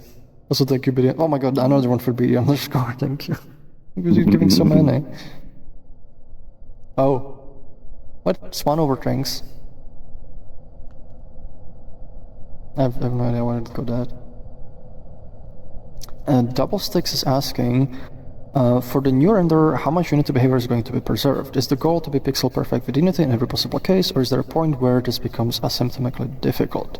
So, definitely not like necessarily pixel perfect. In part because that kind of means, you know, say like the new render, we wanted to support, you know, cluster forward rendering. So it has like, you know, better lighting support, the lights are more accurate. And that's gonna be, you know, different. We also want to support multi-sampling, you know, like instead of like FXA. So by definition, that's gonna be pixel perfect. Generally, the content should look close enough. It should not be like, completely broken. There can be minor differences. It's a little bit hard to define minor differences, but over like all the content we have, it should mostly work the same. There's probably gonna be some like edge cases, what we will have to evaluate and then kind of make a decision, like is this like, something we would break or something like we could preserve. But generally the goal is for things to look similar enough, where like, where it's just, it looks like an improvement on the current render, essentially. But it doesn't look like, a different take, if that kind of makes sense. Yeah. I do recommend, we do have a, Sorry, I don't mean to interrupt. I was literally just going to say, like, would a good simplification be as close as is reasonably possible? Kinda, yeah. But like, it is hard to define. It should look close enough. It should like, it should essentially look like an upgrade, but not like a style change. And it should also like preserve like, the behaviors. Like if there's like content that breaks, that generally will be an issue. And that's probably gonna be case by case basis. Like if there's something that's really like, say something's abusing like a very weird quirk of Unity, to properly evaluate that, sometimes we kind of go like, to lengths, even like say with photon dust, like I went to a lot of lengths to preserve old behavior, so majority of old stuff works. But there are like a few things like where we were like, okay, like this is gonna break, unfortunately. It's gonna look a bit different, but it should be very close. So very close, but not pixel perfect. I do recommend also, I was gonna say, we do have the road, like the 4-phase plan for the new renderer, and the first phase is essentially finding like, candidates for it. Part of it is, preserving like some of the behaviors or having enough features to be able to preserve existing behaviors. So there might be a good kind of like a reference for that as well. Or no, also good thing to bring in that thread as well, because it might be good for us to like just say this and specify this within the document. So once we're evaluating different candidates for render, people know like this is something that's important, but also like know that like no, it doesn't have to be pixel perfect. Also, just tangentially to just to expand, because someone mentioned in chat about a new render potentially fixing some spotlight issues.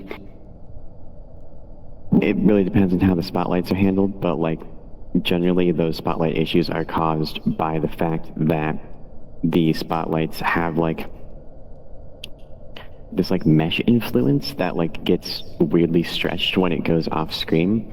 You can fix the spotlight issues by making the texture like clamp the texture and make sure it has a couple pixels of alpha, and it will fix the spotlight issues.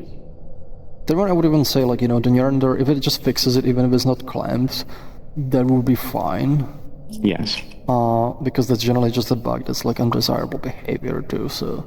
And I really hope nobody's like making some kind of like contraption or system that like specifically relies on that behavior. And if you are like, why?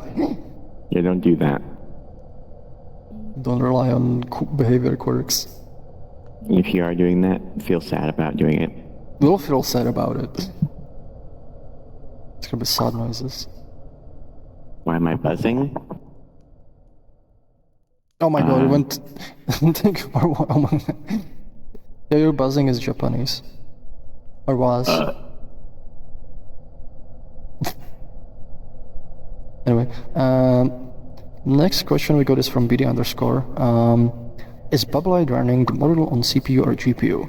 It's running on GPU. I'm running the Turbo version 3 model for like the speech to text. Then one pretty much like you want running on the GPU.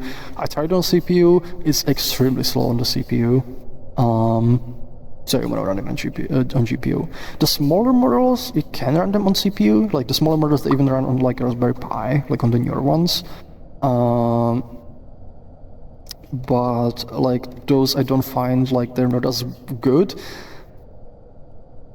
and they also don't understand other languages, so kdybych mluvil třeba česky, tak by to nefungovalo.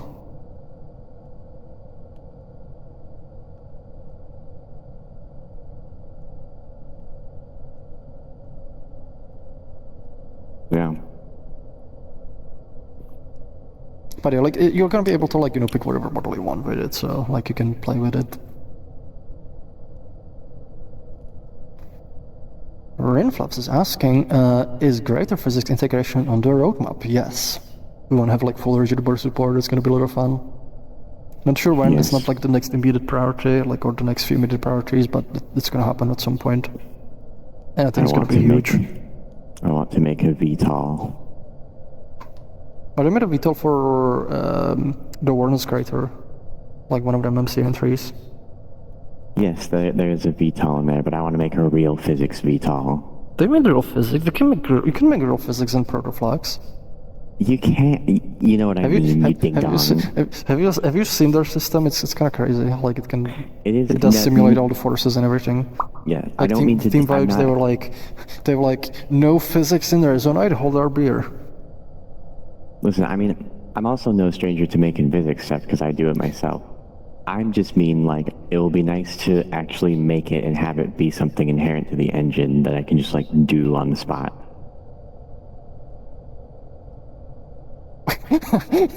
No physics in Arizona. There is no physics in Arizona. There's no physics in Arizona. You heard it here first. So we'll have a full physics integration in Resonite. Unless you live in Arizona, then you get no physics. Yep.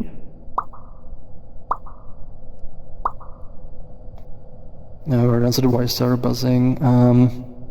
BD underscores asking, does Bubblite support running models via OpenRouter? I'm not familiar with OpenRouter, unfortunately. So yeah, I don't know that. I would say no. So, like if I don't know what it is, then probably no. Unless it's just some kind of networking thing, then like maybe. Anyways, how much time actually we have left? 15 minutes left. That's actually going pretty fast. So if you have any more questions, feel free to ask. We only have like a little bit of time left, so probably no like giant philosophy questions. We might also just mess with this thing. Is that enough time to go pee again? No. Oh. Do you need to? A little bit. Just a little bit. They can't hold you for 15 minutes. You're live on stream in front of everyone. Froox won't let me go pee, confirmed. Can you ask into Kipona? Okay, oh god.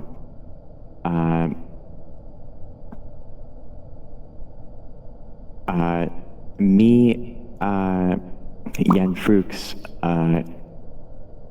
me, Ken Alaken, Tawa,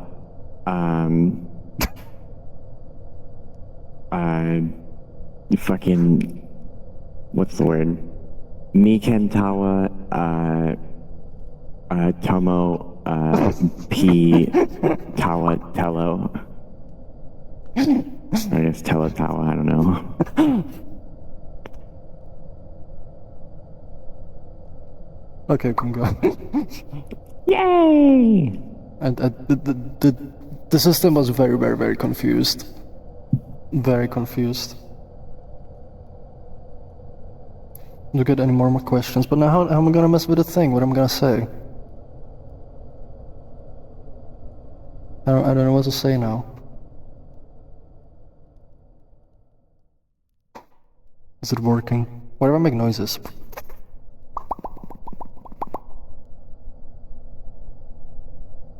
Můžu zase mluvit česky, já teď nevím, kdo mi bude rozumět. Závada je roztomilá.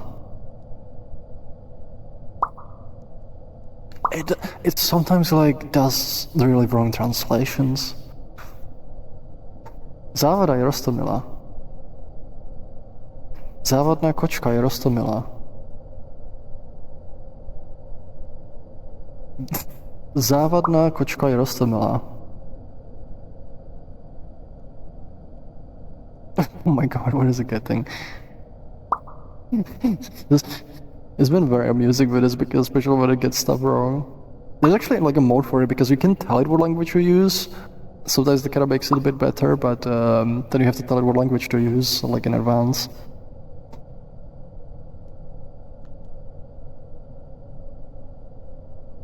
Must Supply is asking, can we simulate the three-body problem here in Resonite now, or do we need physics support? I mean, if you're willing to put enough effort into making your physics simulation for that, you can do it now. Actually, that might be like one of those problems, like depending on the level of like detail of the simulation, if you just model the bodies as, point-like objects and just simulate, the gravitational forces, that's actually not that difficult to do, because like, you don't need to worry about like varying number of bodies, you just have 3 of them, so you just like, loop through 3 and like compute it for each one, so I would actually say like it's relatively simple. Like people have, like Syra, like for example, have made like, stuff like, Yes. you can hear Syra live from the toilet. Yes, I'm here. You can make like, your own like simulations. So Protoflax, it is like fully featured language, like in some ways. So yeah, there we go. See? It's not like the 3-body problem, but like you can make these like point-like simulations. I have this. This is using a Verlet simulator on a fixed time step, which is the same exact simulation you'd use for that. Yep. It's great. You can do stuff. It's just a matter of like, how much work you want to put into things. In Resonite, you can do things. You can do so many things. Bowling cup game, yes. Actually, somebody made like a bowling cup game. I swear I've seen one.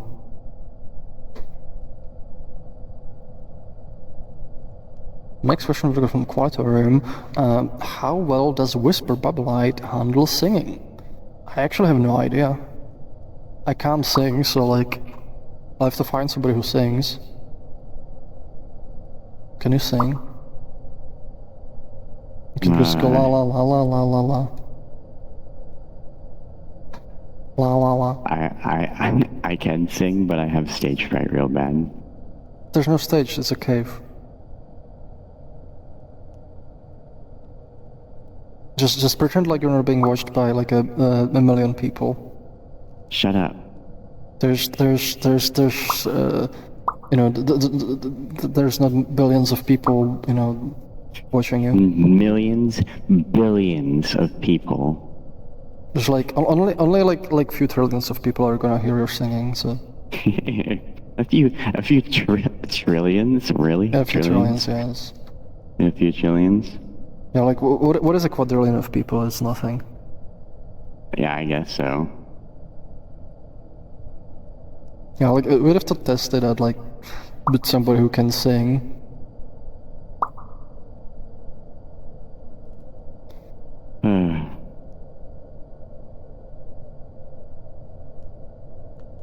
Words Theory 2013 is asking, caves have bears. You want bears to hear you sing? I don't think this cave has bears. But spoilers. Also bears. Those are spooky in Vintage Story. Very spooky. The bears in Vintage Story are no joke.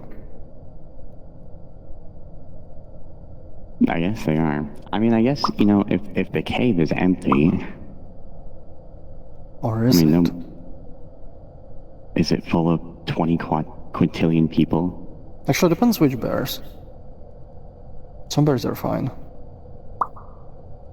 There's only a quintillion people in this cave, so it's fine.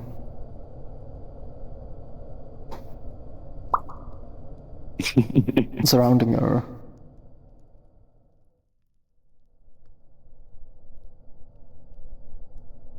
I mean... What's like 2 to 3, sextillion people?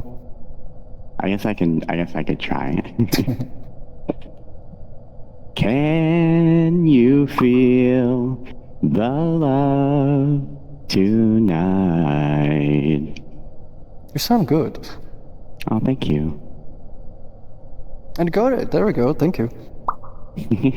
Especially with your voice, you have like a good deep voice for that. Oh, thank you. And thank you for singing for us. That is actually the first time I've ever sang in front of like... In front of like 5 septillion people. Yeah, five non-alien people, honestly. Yeah, this stream has a lot of firsts, I think. 507 duodecillion people. Yeah, I mean, it's way smaller than a Googleplex. Now we got questions like, Buplar is asking, forgot to ask, how goes your Visual Studio Exodus so far? Well, it's basically Visual Studio Code right now, although I also do want to replace Visual Studio with like Rider. I've been using Z a bit, but like it's missing a lot of things that I need. Pretty fast though. It's fast, but it doesn't do what I need. Simply make your own IDE. Don't have time. In C# with blackjack and hookers. I don't want to be bad. I would take a C# one. Especially if it's There's .NET an ant on my frickin' desk again, dude. Oh my god, I'm gonna explode. Is it allowed? I've never used Vim in the first place, I can't return to it. Well, I've used it before, but like, not actually used. These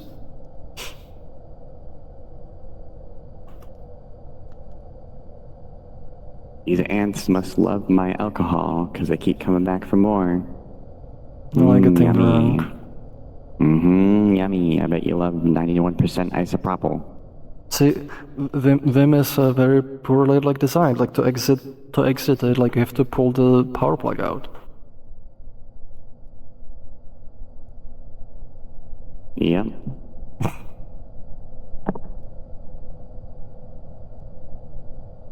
I also got inflow. So Sarah will be at next karaoke, right? Oh gosh. So you might have started a thing now. No, I'm a shy boy. Time to be less shy. Yeah. It's gonna help with that. You see, like you just go and sing, and then you're gonna be less shy. Way. If everyone's shy, nobody is. I'll just pretend everybody is in their underwear. Is that like how it works? Yeah, that'll make them much easier. Just imagine like a whole Google of people in their underwear. Wow. I feel so much better.